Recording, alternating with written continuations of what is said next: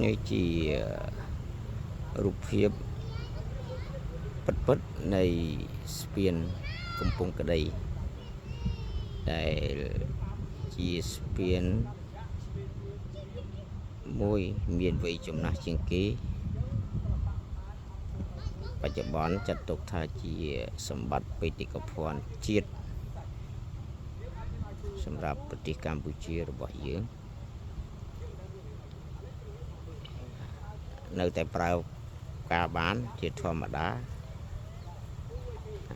ប៉ុន្តែដោយការ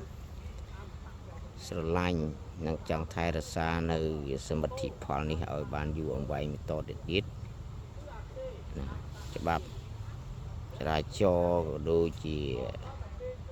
អ្នកដឹកនាំលោកបានហាម5មិនឲ្យមានរថយន្តធុនធ្ងន់បើកបរកាត់ទេបាទមិនមែនថាត្រូវមិនរួចទេដោយសារថាតែលោកវាទម្ងន់នឹងវាលឹះកម្រិតណាមួយវាធ្វើឲ្យប៉ះពាល់ដល់